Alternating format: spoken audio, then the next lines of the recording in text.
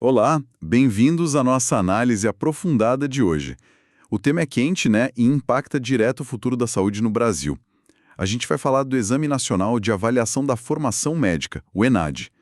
Recebemos os documentos oficiais que detalham essa nova avaliação, o que ela é, quais são os objetivos e como ela pretende mudar o cenário para os estudantes e para as faculdades de medicina. Nossa missão aqui é, assim, ir além do básico, sabe? Entender como essa engrenagem funciona e o que ela realmente significa. Exatamente, olha, avaliar a qualidade de quem forma os nossos médicos é crucial, né? Isso bate direto na saúde de todo mundo. O ENAD ele surge com essa proposta assim bem ambiciosa. Isso é uma ferramenta que centraliza tudo, sabe? Unifica critérios que antes eram meio espalhados. E, para a medicina especificamente, ele entra no lugar do antigo ENAD. Vamos dar uma olhada nos detalhes e no que isso implica de verdade. Certo, então vamos começar pelo começo, né? O que é exatamente o ENAMED, segundo o material oficial? Pelo que eu li, ele se apresenta como a nova régua do MEC, do Ministério da Educação, para medir a qualidade dos cursos de medicina pelo país. Mas parece que é mais do que só avaliar o curso, não é? Sim, essa é a primeira grande sacada, digamos assim. Ele tem um papel duplo e bem importante. Primeiro, como você falou, é avaliar a formação de quem está terminando o curso, usando umas matrizes de referência que estão ligadas às diretrizes curriculares nacionais da graduação. Aí, nesse ponto, ele substitui o ENAD, que não vai mais ser aplicado para a medicina. O segundo papel, e esse talvez seja o que mexe mais com o estudante individualmente, é que a nota que ele tira no ENAMED passa a contar como a pontuação da prova objetiva do ENARE, o Exame Nacional de Residência Médica, mas isso para os programas de acesso direto, tá? Opa, aqui já tem um ponto fundamental. Ele não só avalia a faculdade, como você disse, mas também já serve de porta de entrada para a residência de acesso direto pelo ENARE. Isso dá um peso considerável para essa prova na vida do estudante, né? E quem organiza e estuda a estrutura parece que envolve mais de um órgão. Correto. Quem aplica a prova mesmo é o INEP, o Instituto Nacional de Estudos e Pesquisas Educacionais Anísio Teixeira. Ele já tem, muita experiência com prova grande, tipo o Enem, o próprio ENAD. O INEP trabalha junto com o EBSER, a Empresa Brasileira de Serviços Hospitalares, que é quem administra os hospitais universitários federais, e tem um papel-chave lá na gestão do ENARE também. O lançamento oficial, como está nos documentos, foi em 23 de abril de 2025. Estavam lá os ministros da Educação e da Saúde da época, o que mostra, assim, um alinhamento, né? E a implementação já está rolando, pelo que eu vi aqui. A primeira vez que vai ter o exame é agora, em outubro de 2025, para os alunos do 6º ano de medicina. E depois aumenta. Isso. A partir de 2026, quem está no 4º ano também vai ser avaliado. É um modelo que meio que acompanha o aluno no finalzinho da formação. E um detalhe importante que a gente vai ter que falar mais daqui a pouco são as notas dos cursos. Eles vão receber notas de 1 a 5, né? E o MEC já avisou, nota 1 e 2 é insuficiente, e isso vai trazer consequências bem sérias para as faculdades. Entendido. Antes da gente chegar nessas consequências, vamos ver os objetivos que eles declararam para o ENAMED. Por que criar essa avaliação nova, com essa função dupla? O material oficial lista uns motivos bem claros. O primeiro é avaliar o desempenho dos estudantes, ver se eles estão seguindo as diretrizes curriculares nacionais. Sim, as DCNs são tipo o currículo básico esperado, né? Mas tem um objetivo que me chamou muito a atenção pela especificidade dele, que é verificar se quem está se formando adquiriu os conhecimentos, as habilidades, as competências que eles acham essenciais para trabalhar no SUS, no Sistema Único de Saúde. Tem uma tentativa clara, sabe, de ligar a avaliação da formação com o que eles percebem que o sistema público precisa. Essa ligação com o SUS é interessante. Levanta até a questão de como uma prova padrão consegue medir isso na prática, né? Além disso, os documentos falam em estabelecer um instrumento unificado para avaliar a formação médica no país todo. Isso me soa como uma busca por padronizar as coisas, talvez por causa daquela expansão enorme de cursos de medicina, muito diferentes entre si, que a gente viu nos últimos anos. Provavelmente sim. Unificar, padronizar, são palavras que aparecem bastante. Outro objetivo que está lá é gerar dados e indicadores para ajudar a criar e monitorar políticas públicas para a educação médica. Funciona como um diagnóstico em larga escala, entende? E por último, tem um objetivo que mexe direto com a motivação do aluno: estimular um maior comprometimento com a prova. Como a nota pode ser usada para a seleção da residência no ENAMED, o exame deixa de ser só uma obrigação para a faculdade, né?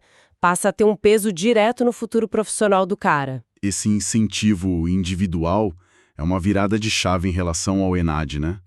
Lá o impacto era mais para a turma, para o curso como um todo. E como fica o ENAD agora, que o ENAMED pega a parte da medicina? O ENAD acaba? Não. O ENAD continua firme e forte para todas as outras áreas, sabe? Direito, engenharia, outras áreas da saúde, humanas, tudo continua igual. Ele segue o ciclo de 3 em 3 anos como parte dos SINAES, que é o Sistema Nacional de Avaliação da Educação Superior. O que acontece é que medicina meio que sai do ENAD e passa a ter um sistema próprio de avaliação, o ENAMED, que vai ser anual. Essa frequência anual, se a gente compara com o ciclo trienal do ENAD, também sugere uma vigilância mais de perto, mais constante sobre a qualidade específica dos cursos de medicina. Faz sentido.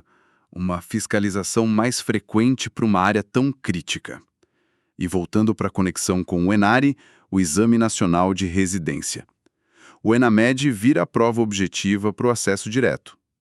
Mas quem organiza o processo seletivo do ENARE como um todo, incluindo as outras especialidades ou aquelas que precisam de pré-requisito? Isso continua com quem? A gestão do processo seletivo do ENARE continua com a Fundação Getúlio Vargas, a FGV. Eles trabalham junto com a EBSER também. A FGV continua organizando as etapas para os programas com pré-requisito, esses não usam o ENAD, tá? E coordena o processo de acesso direto. Só que agora, nesse processo de acesso direto, o componente principal vai ser a nota da prova objetiva do ENAD. É uma integração, né, entre órgãos e exames diferentes.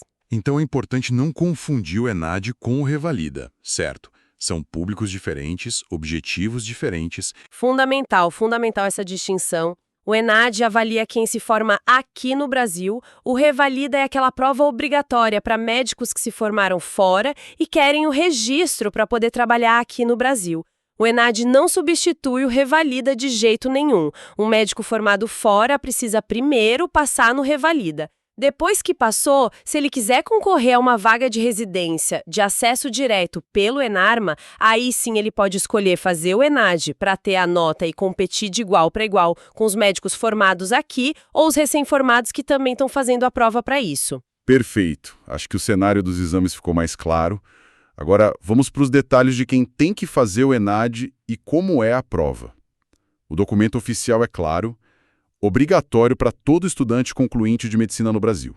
Se quer pegar o diploma, tem que fazer. Não tem para onde correr. Exatamente. Para o estudante que está no fim do curso, o ENAMED é tipo uma matéria obrigatória. Estar regular com o exame é condição para terminar o curso e pegar o diploma, do mesmo jeito que o ENAD era para medicina antes. Agora, a situação muda para quem já terminou a faculdade e já tem o CRM. Ah, então para o médico que já está formado, a regra é outra. Ele não precisa fazer. Não precisa como regra geral. Para quem já é médico, fazer a prova é opcional. A necessidade de fazer o ENAD só aparece se esse médico tiver o objetivo específico de usar a nota para entrar num programa de residência de acesso direto que está ligado ao ENARE. Se o médico já formado não tem essa intenção, sei lá, já é especialista ou vai fazer outra coisa, ele está totalmente livre de fazer o ENAMED. Entendido. Obrigatório para o formando, opcional para o formado que quer residência pelo INERE e a prova em si. Como ela é? O que os documentos dizem sobre o formato? É só teoria ou tem avaliação de habilidade prática também? Olha, pelo que foi definido e divulgado oficialmente, a avaliação do ENAMED é só prova objetiva, questões de múltipla escolha. Não tem, pelo menos por enquanto, previsão de parte prática, tipo aquelas estações de habilidades clínicas, sabe? OSCE, ou outras formas de avaliação prática que a gente vê em alguns outros processos seletivos ou exames fora do Brasil. Isso é interessante.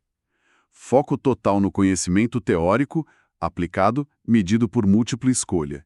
Isso se liga direto com outra mudança importante no processo do INERE para acesso direto, né? aquela história da análise curricular. Sim, e é uma mudança bem relevante. Quando o Enari entrou como prova objetiva para o acesso direto no Enari, eles eliminaram a etapa de análise curricular que tinha antes para essas vagas. Aquela fase olhava o histórico do candidato, né?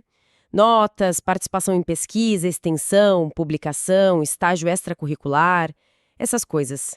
Com a regra nova, para as vagas de acesso direto via Enari, a seleção vai ser baseada só no desempenho na prova objetiva do Enari. Ponto final. Isso simplifica o processo, né? Tira a subjetividade e o trabalho de ficar analisando currículo por currículo. Mas, por outro lado, concentra todo o peso da seleção numa prova objetiva só. Aquelas habilidades e experiências que a análise curricular tentava pegar meio que perdem espaço nesse modelo específico de seleção. E falando em peso e consequência, vamos voltar para a avaliação dos cursos. Você falou que nota 1 e 2 seriam insuficientes. Quais são as punições que estão previstas lá nos documentos oficiais para as faculdades que não atingirem o nível esperado? Aqui a gente entra nas garras do Enamed, né? As consequências diretas para as instituições. As sanções que foram anunciadas oficialmente, elas são progressivas e buscam, pelo menos no discurso oficial, garantir uma supervisão eficaz e forçar uma melhoria na qualidade, principalmente nesse cenário de tanta escola médica abrindo, né? O objetivo declarado é intervir onde a formação for vista como ruim. E como funcionam essas sanções na prática? O que acontece com a faculdade? Para os cursos que tirarem conceito 1 ou 2 no INAD, tem um pacote de medidas que vale para os dois. Eles ficam imediatamente proibidos de aumentar o número de vagas que oferecem, não pode crescer. Além disso, não podem fazer novos contratos pelo FIES, o financiamento estudantil, e também ficam fora do ProUni, Universidade para Todos, ou seja, um impacto direto na capacidade de atrair aluno e de se manter financeiramente, né? Nossa, já são restrições bem pesadas, né? Afeta o bolso do estudante e o crescimento da instituição. E tem diferença entre tirar 1 e tirar 2? A punição é maior para quem tira 1? Sim. Além dessas que valem para as duas notas, os cursos que tirarem nota 2 vão ter uma redução obrigatória no número de vagas para entrar autorizadas pelo MEC. A ideia é diminuir o tamanho de um curso considerado fraco. Agora, para os cursos que receberem a pior nota, a nota 1, a medida é ainda mais drástica. O MEC vai determinar a suspensão dos processos seletivos, ou seja, o curso fica proibido de abrir turma nova, de fazer vestibular. É o passo antes de talvez até fechar o curso, se a coisa não melhorar. É uma intervenção do governo bem forte, sem dúvida. Fica claro que a régua está alta e as consequências para quem não for bem são duras. Isso, claro, volta para o estudante, né? Que já tem a pressão de ir bem para conseguir a residência e agora ainda carrega a responsabilidade de mostrar a qualidade da faculdade nessa avaliação. Com certeza, o cenário fica de alta pressão mesmo. O desempenho no INAD bate na instituição, bate no acesso à residência pelo Enari, e, no fim das contas, viram um selo de qualidade ou a falta dele para o curso. Diante disso tudo, né, e da necessidade de ter uma base de conhecimento forte de verdade, tanto para a prova quanto para a vida médica depois, ter uma estratégia de estudo bem pensada e acesso a bons materiais se torna ainda mais essencial. E por falar em preparação, com o Exame Nacional unificado ganhando todo esse peso, o jeito que o estudante se prepara tende a mudar também, né? Para quem está nessa batalha tentando consolidar o que aprendeu e encarar essas provas com mais segurança, vale a pena conhecer as ferramentas que existem por aí. Se você é estudante e quer se preparar de verdade, entra agora em medcob.com.br, baixe o app e aproveita o maior banco de questões do Brasil com provas anteriores de todas as instituições, questões comentadas, resumos práticos, aulas completas e flashcards prontos para revisar onde quiser. De fato, olha, recursos como bancos de questões grandes que deixam você treinar no estilo da prova que vai encarar e materiais de estudo focados nos temas que mais caem podem ser aliados importantes para passar por essas provas tão decisivas. Ajudam a ver onde você está errando, sabe? E a usar melhor o tempo de estudo, que é fundamental nesse contexto de tanta competição e exigência do ENAD. Então, o que a gente tira disso tudo? Tentando amarrar as pontas aqui. O ENAD não é só mais uma sigla nesse mundo da educação médica no Brasil. Ele representa uma mudança estrutural importante. Ele junta, de um jeito que a gente não via antes em nível nacional, a avaliação da qualidade da graduação com o principal caminho para a residência de acesso direto, que é o ENAD. E talvez o mais impactante, ele liga essa avaliação a consequências administrativas diretas e bem duras para as faculdades. O recado parece claro. Querem padronizar e elevar o nível mínimo de qualidade. E se a gente conecta isso com o cenário maior, a gente vê uma intenção clara do governo, que está lá nos documentos oficiais, de aumentar o controle sobre a qualidade da formação médica. Tem uma ênfase grande em alinhar essa formação com o que o sistema de saúde brasileiro precisa, falando direto do SUS. E a estratégia principal para conseguir isso parece ser essa avaliação nacional padrão, com critério unificado e um sistema de consequência bem definido. Funciona como um jeito de induzir a qualidade, especialmente depois de tantos cursos terem aberto nas últimas décadas, né? Exatamente. E para a gente fechar, eu queria deixar uma reflexão que surgiu aqui dessa nossa conversa. Se um dos objetivos principais do INAMD é justamente esse, alinhar a formação com o que o SUS precisa, e a ferramenta que escolheram para medir isso é um exame padrão, só com questão de múltipla escolha. Será que essa escolha de ferramenta por si só não pode acabar moldando o que vira prioridade dentro da sala de aula, no currículo das faculdades? Será que a gente não corre o risco de afunilar o foco do ensino, privilegiar conteúdo e habilidade que é mais fácil de botar numa questão de múltipla escolha e talvez deixar de lado competências de relacionamento, ética ou práticas mais complexas que são igualmente cruciais para o SUS, mas que são mais difíceis de medir nesse modelo? Fica aí a questão, né, sobre os efeitos, talvez não intencionais, que essa nova forma de avaliar pode acabar gerando na própria ideia do que é ser um bom médico aqui no Brasil.